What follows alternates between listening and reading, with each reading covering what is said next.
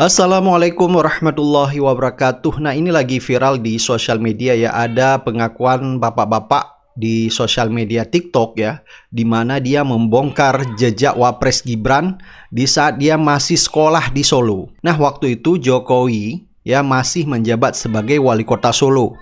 Baik, untuk lebih jelas langsung saja kita simak Kau videonya. memang tak ada otak kau Jokowi. Tak ada otak kau sama sekali.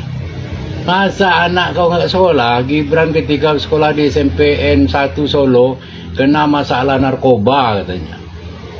Kena operasi Polres Solo, dikeluarkan dari sekolahnya dan otomatis Gibran tidak memiliki ijazah SMP. SMP aja nggak ada. Karena bapaknya Gibran, Jokowi waktu itu menjabat wali kota Solo, maka nasib Gibran yang narkoba itu ditolong Kapolres Solo. Waktu itu dijabat oleh Listio Sigit Prabowo.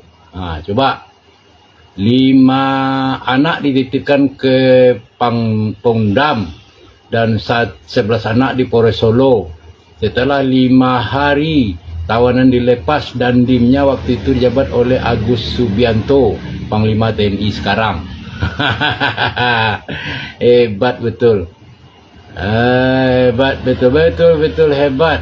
5 anak yang di Kodim dilepaskan semua termasuk anaknya Sekda Solo untuk menutup malu orang tuanya yaitu Jokowi, maka Gibran diungsikan ke Singapura.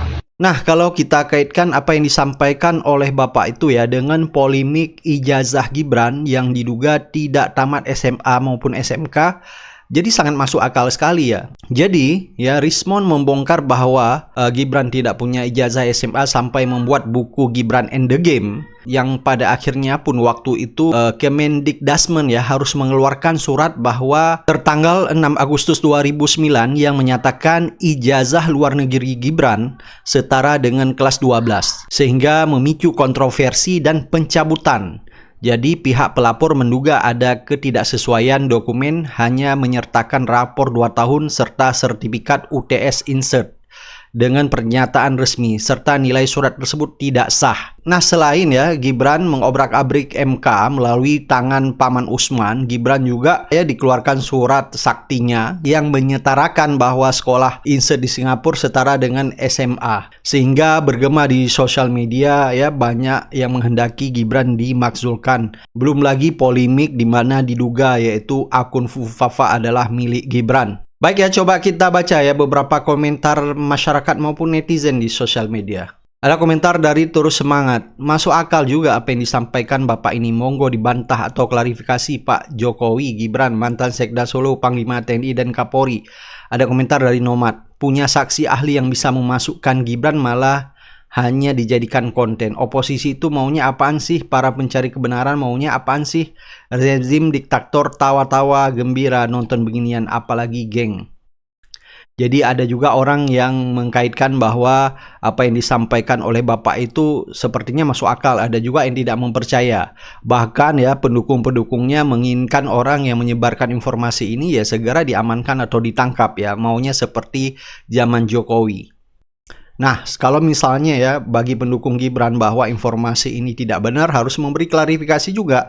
Ada juga nama tadi disebutkan Listio Sigit dan juga Agus Subianto ya yang menjadi Panglima TNI. Ya harus memberi klarifikasi informasi tersebut. Jadi jangan nanti hanya dipolisikan ya. Ada komentar dari Sutrisno, semua kebusukan dan kebohongan hanya bisa ditutupi sementara. Dengan seiringnya waktu akan selalu terbongkar bau busuk lewat berbagai cara. Hanya perbuatan baik dan mulia kapanpun dibuka selalu harum semerbak baunya bagi siapapun yang tercium. Jadi memang ya setiap kebusukan yang disimpan begitu lama pada suatu saat akan terbongkar juga ke publik ya. Untuk menutupi kebusukan kebohongan tersebut ya ditutupi dengan kebohongan-kebohongan lainnya dan ini ya bakal memicu polemik yang baru lagi. Ada komentar dari nama tidak boleh kosong, tapi memang itu sudah terkenal jadi bahan cerita orang banyak kalau soal itu dan banyak yang tahu juga aja.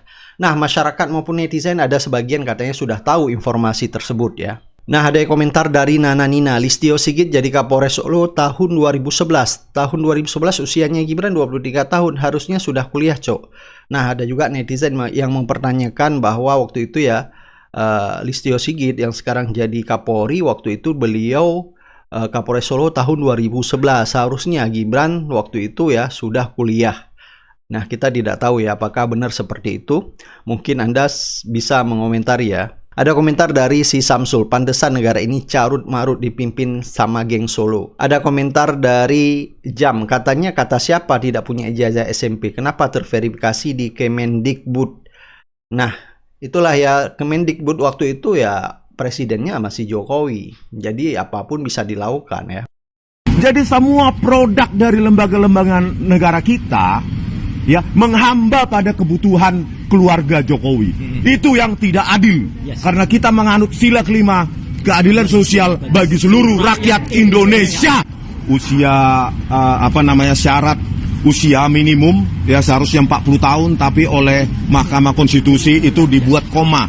Ya, undang-undang pemilu kita dengan enteng diubah syarat minimumnya, undang-undang nomor 7 tahun 2017 pasal 169 huruf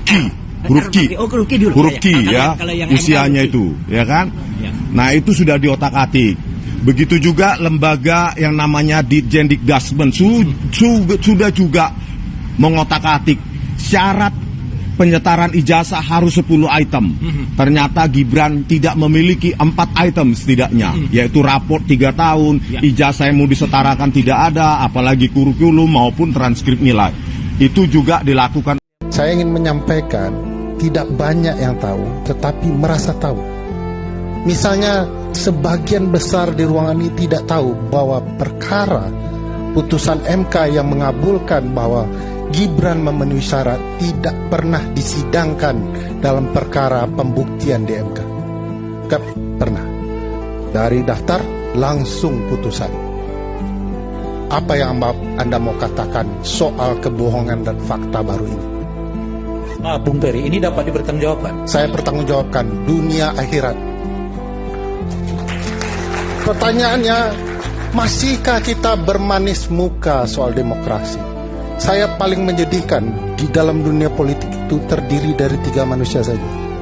Satu yang pragmatis, satu suka menjilat, satu terus bertahan dalam idealisme kesepian, memperjuangkan apa yang dia yakini benar.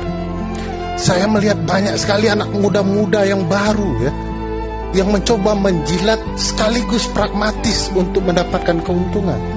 Tapi di sisi lain saya percaya banyak anak muda yang sadar betul banyak haknya terlanggar. Dari sekian banyak anak muda, cuman satu anak muda yang boleh dapat karpet merah ini, yang namanya Gibran Rakabuming Raka. Saya tanyakan, berapa banyak anak muda yang pintar-pintar dengan segala prestasinya, apakah mereka dapat karpet merah ini? Banyak anak muda yang miskin, tapi tidak pernah punya kesempatan yang sama dari pelaku-pelaku kecurangan ini. Orkestrasi apa yang paling buruk menurut saya adalah mengorkestrasi konstitusi dan undang-undang untuk keuntungan pribadi keluarga sendiri. Terima kasih, Pak. Jadi yang saya ucapkan adalah, andai kata saya Gibran, saya memilih saya tidak akan maju karena saya tahu bahwa putusan ini problematik. Ini adalah putusan yang kontroversial dan mengandung cacat hukum di dalamnya. Saya kira putusan MK yang terakhir, yang keempat, yang nomor 90 itu memang mengubah peta politik secara drastis ya, karena memang membuka kesempatan bagi Pak Gibran untuk maju. Apakah Pak Gibran akan memanfaatkan putusan MK itu benar-benar maju atau tidak maju, ya kita serahkan kepada beliau. Walaupun saya katakan bahwa ini adalah putusan yang kontroversial dan mengandung cacat hukum di dalamnya, putusan ini problematik, ya kita serahkan kepada beliau, dan saya percaya bahwa Pak Jokowi dan sebagai kepala keluarga dan Mas Gibran sendiri tentu akan mengambil keputusan yang paling bijaksana. Kalau sekiranya besok atau hari ini ada pertemuan dan ketua-ketua partai akan diberikan kesempatan berbicara, saya akan menyampaikan apa yang saya pikirkan hari ini. Jadi saya mau mengatakan kepada semua, jangan suka pakai nama Tuhan, pakai nama Allah, pakai nama segala macam itu. Ya.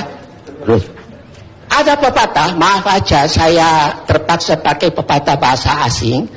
Al gaat de leugen nog zo snel, de waarheid achterhaalt hem wel.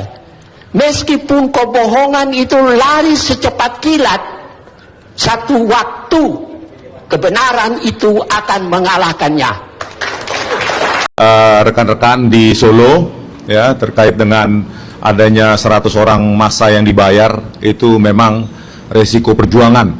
Dan saya dapat info dari domisili saya bahwa ada 3 orang yang mencari saya, ya, 3 orang mencari saya, tidak tahu maksudnya apa, ya, karena sebelumnya saya sudah 3 kali mobil saya dirusak, ya, pertama kaca kiri depan, yang kedua kaca kanan dan kaca tengah, dan ban kanan, ya, ban kanan depan belakang disobek, dan yang ketiga kaca depan. Jadi itu memang bagian dari perjuangan. Tapi apakah itu membuat kita menjadi pengecut? No, ya. Bahkan sudah ada beberapa orang yang memberitahu saya info A1 katanya Bang Rismon akan dimunirkan. Ya terserah, ya. Bagi saya hidup hari ini bisa bernapas, besok bangun pagi masih bisa bernapas, itu sudah karunia, sudah gift, sudah hadiah, ya. Berikutnya ya di sini kita jelaskan lagi kenapa sih tema kita makzulkan Gibran adili Jokowi. Kalau adili Jokowi sudah jelas ya. Makzulkan Gibran itu Gibrannya dulu dimakzulkan, baru Jokowi bisa diadili. Jangan dibalik kalau menurut saya ya. Makzulkan dulu Gibran. Kenapa? Makzulkan Gibran itu gampang. Tinggal political will dari Pak Prabowo Subianto aja kok. Ya, karena memang kami sudah mendatangi Ditjen Dikdasmen, sekretarisnya saat ini Dr. Eko Susanto. Memang Gibran nggak lulus SMA, Gibran nggak punya ijazah SMA, ya. Kalau dari pihak seberang mengatakan itu kan mereka sudah S1. Halo, pendidikan itu sekuensial, berurutan. Kalau SD-mu bodong, maka SMP sampai ke atas itu bodong. Itu pendidikan. Kalau Anda menipu SMP, maka SMA dan lainnya itu bodong, ya. Jadi kalau SMA nggak lulus, maka sarjananya dari MBAS juga bodong. Memang Gibran nggak lulus SMA, hanya sampai kelas 1 SMA di Orchid Park Secondary School. Itu terkonfirmasi di Ditjen Dikdasmen, hanya mereka tidak berani konferensi pers di luar mengatakan yang sebenarnya lewat mulut mereka kepada media ataupun wartawan, ya. Jadi harus lewat mulut saya, ya, mulutnya Pak Rosuryo, Bu Tifa, Bu Kurnia, ya, Bang Jamahda Girsang. Tapi itulah yang kami dengar, tidak kami kurang-kurangi dan tidak kami tambah-tambahin. Dia hanya memiliki satu raport 1 tahun, sementara syarat penyetaraan ijazah yang ditetapkan oleh Ditjen Dikdasmen adalah raport 3 tahun. Jadi ini sebenarnya Pak Prabowo Subianto saya yakin sudah tahu. Cuma pekerjaan Pak Prabowo Subianto akan lebih ringan ketika kami ekspos ini, ya, ketika kita desak, ya. Saya yakin Pak Prabowo Subianto juga menunggu pergerakan rakyat. Seberapa besar sih keinginan rakyat untuk Gibran ini diturunkan? Ya ayo kita bersama-sama. Bagaimana? Ya, kalau kalian mengeluh, Bang saya jauh, saya pun jauh. Bang saya nggak ada duit, ya saya pun ngumpulin duit sendiri. Ayo kita ketemu, berkumpul kita di Ditjen Dikdasmen. Nanti Mbak Menu dari ARM itu akan menginisiasi, kita kumpul untuk mendesak agar Ditjen Dikdasmen mencabut surat keterangan penyetaran ijazah SMK yang dikeluarkan atau diterbitkan oleh mereka pada Agustus 2019. Itu jelas itu surat keterangan palsu, surat keterangan tidak prosedural. Makanya ketika dalam pertemuan saya tanya, ya, saya tanyakan hal yang paling penting, pernahkah ada presiden seperti ini sebelum dan sesudah Gibran? Tidak ada. Ini adalah satu-satunya kasus di mana penyetaran ijazah dilakukan hanya membutuhkan 1 tahun raport ditambah UTS Insights, katanya program diploma 2 tahun, berarti D1 dan D2. Padahal D1 dan D2 di UTS Insearch atau yang sekarang bernama UTS College itu syaratnya adalah lulus SMA. Pertanyaannya, ijazah SMA apa yang dipakai oleh Gibran untuk mendaftarkan diploma di UTS Insearch? Itu perlu diinvestigasi.